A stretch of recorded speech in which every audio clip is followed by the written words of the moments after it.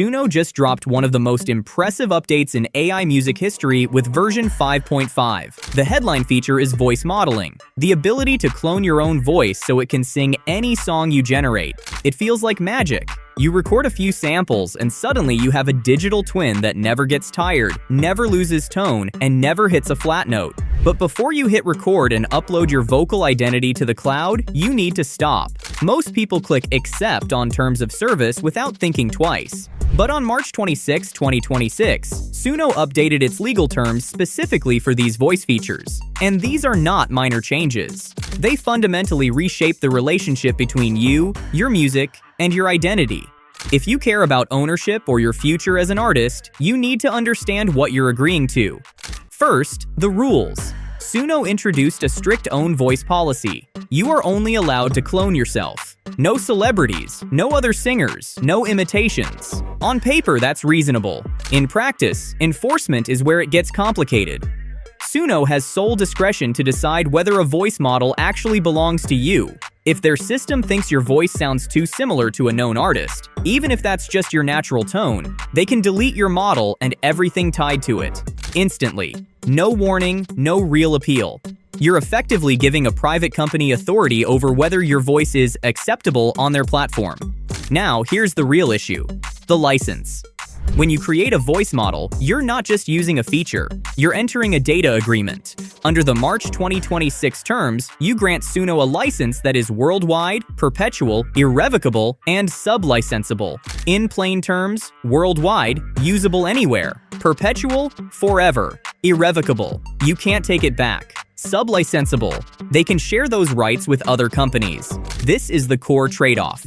You get a powerful tool, but in return, your voice becomes part of a system you no longer control. So the real question is simple. Are you comfortable with a digital version of your voice existing in a corporate system indefinitely?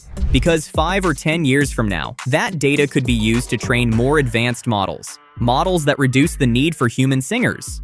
By using the feature today, you may be contributing to the technology that competes with you tomorrow. And legally, you've already agreed to it. Next is what I call the ownership illusion.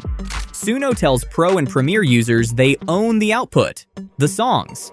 That sounds reassuring, but the same terms also state the service is provided as is, with no guarantees. That includes no guarantee of originality and no guarantee of non-infringement. That matters.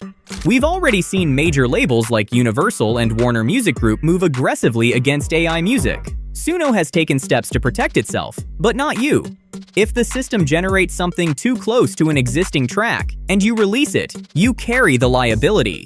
Suno explicitly disclaims responsibility for infringement. If there's a claim, you're dealing with it, not them. Then there's the class action waiver.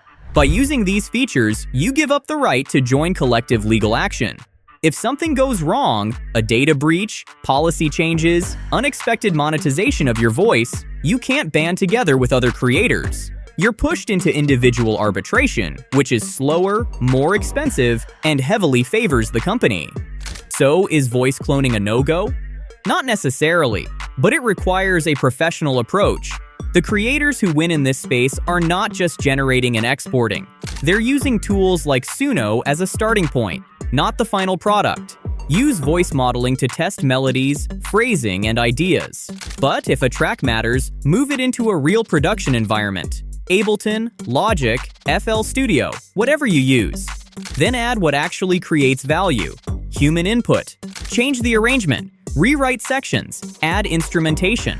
Restructure the track. Re-record vocals, or at minimum, process the AI output so it's no longer a raw generation. The more human decisions you introduce, the stronger your creative identity and your legal position. This matters because many copyright frameworks still require human authorship. Pure AI output often doesn't qualify. But AI-assisted work, shaped by human decisions, has a much stronger claim. You move from AI user to artist using AI. And alongside that, you need a basic protection workflow. First, keep records. Save invoices and proof of your subscription. That's your evidence of commercial rights. Second, run a similarity check. Use tools like Shazam or Aha Music to make sure your track isn't unintentionally close to something existing. Third, use the YouTube private test. Upload as unlisted and let Content ID scan it. If it flags early, fix it before distribution. The 5.5 update is powerful, no question. It opens creative possibilities that didn't exist a few years ago. But that power comes with trade-offs: your vocal identity, your legal exposure, and your long-term leverage as a creator. Suno has structured its terms to protect the platform. Your job is to protect yourself. So don't let the convenience of one-click voice cloning push you into giving away control you can't recover. Use the tools, learn them, leverage them, but build a buffer between you and the platform. Protect your data, protect your identity, and make sure the final voice in your music is still yours, not just the model. If this breakdown helped, stay tuned. The intersection of AI, music, and law is evolving fast, and staying informed is part of staying competitive. Use the tools, but stay smart. See you in the next one.